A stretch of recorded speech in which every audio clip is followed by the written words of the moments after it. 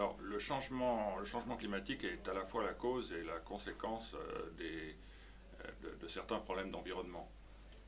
Il est évidemment la cause de l'aggravation de ce qu'on appelle le stress hydrique, et il peut être aussi une des causes de l'aggravation de l'érosion de la biodiversité, par exemple. Mais certains problèmes d'environnement sont aussi la cause du changement climatique. Par exemple, la déforestation et le changement de la nature des sols contribuent pour 20 à 25% aux émissions de gaz à effet de serre. Donc, alors ensuite, il y a un cercle vicieux qui se met en place et le changement climatique lui-même peut contribuer à la déforestation. Mais initialement, c'est bien la déforestation et le changement dans l'utilisation des terres qui est à l'origine d'une partie importante des émissions de gaz à effet de serre. Et par ailleurs, il y a d'autres problèmes d'environnement qui ne sont absolument pas causés par le changement climatique. L'épuisement des stocks halieutiques est tout simplement causé par la surpêche, la disparition d'un certain nombre d'espèces animales est causée par la surexploitation de ces espèces ou les transformations des milieux dans lesquels vivent ces espèces par la main de l'homme. Donc la cause principale n'est pas le changement climatique, même s'il vient se surajouter. Quand les questions d'environnement ont commencé à apparaître ou à être traitées politiquement dans les années 60-70, la question climatique n'était pas parmi elles. Elle a surgi au niveau du traitement politique, administratif et médiatique, essentiellement dans les années 90. Et puis depuis a monté en importance au point, on le voit très clairement dans les médias, d'écraser toutes les autres. C'est-à-dire qu'en gros, il faut 30 articles sur le changement climatique pour un article sur la pollution atmosphérique, un article sur l'érosion de la biodiversité, un article sur les stocks halieutiques, etc. Donc il y a une disproportion entre le traitement médiatique de ces sujets et leur importance intrinsèque et réelle, qui est souvent assez proche. La pollution atmosphérique, par exemple, c'est 7 millions de décès prématurés dans le monde. Le changement climatique, ça n'est pas 10% de ça aujourd'hui. Donc l'écart qu'il y a entre l'importance qu'on accorde à ces deux questions se fait dans le mauvais sens et n'est pas véritablement justifié. Et puis par ailleurs, en focalisant les politiques environnementales sur sur le seul enjeu climatique, on adopte quelquefois, je dis bien quelquefois parce que ça n'est évidemment pas toujours le cas, des mesures ou des remèdes au changement climatique qui peuvent avoir des effets défavorables sur d'autres aspects de l'environnement, ce qu'on peut éviter. Eh bien, tout simplement parce qu'elles n'ont pas été conçues au départ par rapport à la politique climatique et qu'elles n'ont pas été reformatées en fonction de ça. La plupart des politiques publiques sont très anciennes et elles n'ont pas intégré l'enjeu climatique. Si on prend par exemple les politiques du social, la politique du social consiste à faire que l'énergie soit peu chère. Nous avons en France des tarifs régulés, nous avons des tarifs sociaux qui ont d'ailleurs été...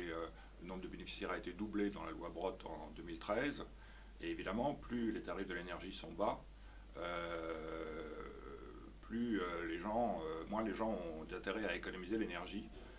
Et donc la multiplication par 2 du nombre de personnes ayant accès aux tarifs sociaux du gaz, par exemple, est évidemment une suppression du signal prix pour ces gens-là. Donc c'est une très bonne chose sur le plan social, mais c'est tout à fait négatif sur le plan de la politique climatique. Même chose dans le domaine de la politique énergétique. La politique énergétique est différente de la politique climatique. Si on veut avoir une vraie politique énergétique, ça veut dire qu'il faut avoir un équilibre entre un mix énergétique qui est différent selon les sources d'énergie et avec des sources d'approvisionnement en hydrocarbures, puisque pour l'instant on ne peut pas se passer des hydrocarbures, sécurisant ces sources d'approvisionnement venant de différentes régions du monde pour essayer d'équilibrer un peu les risques géopolitiques. Et donc ça, c'est évidemment tout à fait différent de la politique climatique qui, elle, consiste au contraire à essayer de diminuer au maximum l'emploi des énergies fossiles. On peut prendre plein d'autres exemples. La politique des transports, par exemple, aujourd'hui, clairement, n'est pas très favorable au changement climatique, puisqu'on continue en France à construire des routes, des autoroutes, même si le rythme s'est ralenti. On a là des projets d'aéroports, le transport aérien se développe, il n'y a pas de fiscalité sur le carburant des avions et du transport maritime. Donc ce sont des politiques qui sont en effet contradictoires avec la politique climatique. On a en quelque sorte, si vous voulez, une politique climatique verticale, adjacente à d'autres politiques publiques qui n'ont pas encore réussi à intégrer l'enjeu climatique. La COP 21 est, de par sa couverture médiatique, incontestablement un succès médiatique. Elle est aussi un succès sur le plan de l'organisation, parce que parvenir à organiser un tel événement 3 semaines après les attentats à Paris, c'est évidemment un succès important. C'est aussi un succès diplomatique, puisque la totalité des parties présentes ont accepté l'accord. Et donc on peut considérer que c'est un succès politique pour l'exécutif. Sur le plan environnemental, je serais beaucoup moins affirmatif, parce que il y a très peu de choses concrètes dans cet accord. Quand on le lit en détail, il est rédigé de façon très floue, très vague. Il n'y a quasiment pas de chiffres, il n'y a quasiment pas d'engagement qui puisse être vérifié et sanctionné par un régime de sanctions. Et sur certains points, il est même en recul par rapport au protocole de Kyoto. Le protocole de Kyoto, lui, fixait pour un certain nombre de pays, évidemment, il n'était que 40 à peu près, des pourcentages de réduction d'émissions de gaz à effet de serre, mais il les fixait et la plupart des pays en question ont respecté ces pourcentages et quelques-uns sont même allés au-delà. Là, on n'a plus du tout ça, on a des formules assez vagues du genre feront leurs meilleurs efforts pour,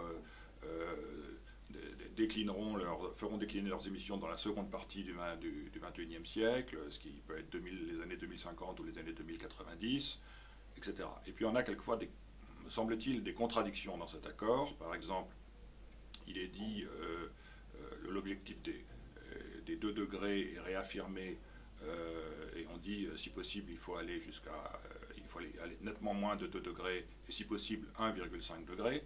Donc nettement moins de 2 degrés en français, ça veut dire plutôt 0,5 ou 1. 1,5 en français, ça ne veut pas dire nettement moins de 1,5. Donc ça peut vouloir dire que 1,7 ou 1,8 peut être nettement moins que 2%. Et que 2 degrés, pardon. Et en plus, on sait très bien que cet objectif de 1,5 est incantatoire parce qu'il n'est pas atteignable. Les contributions individuelles ayant été remises par la presque totalité des États, ce qui de ce point de vue-là est une bonne chose, nous amenant plutôt sur une pente de 3 degrés. Donc on a sur cet aspect-là des choses qui est quand même très important, une double contradiction. On a un accord qui prétend aboutir à entre 1,5 et 2 et qui en fait nous emmène vers 3. Et puis il y a d'autres aspects qui sont simplement la réaffirmation de ce qui avait été acté à Copenhague.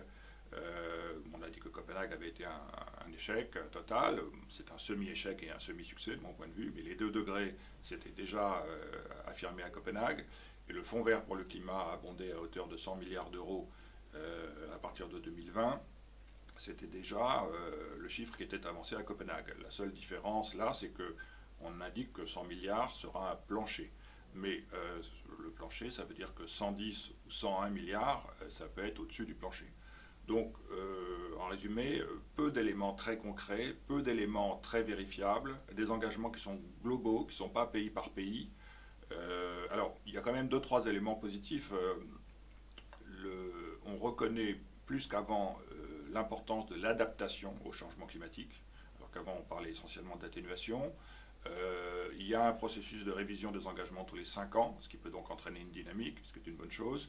Et on reconnaît aussi davantage le rôle de ce qu'on appelle les puits de carbone, c'est-à-dire les forêts et les milieux naturels dans l'absorption des gaz à effet de serre. Mais ce ne sont pas, me semble-t-il, des avancées majeures.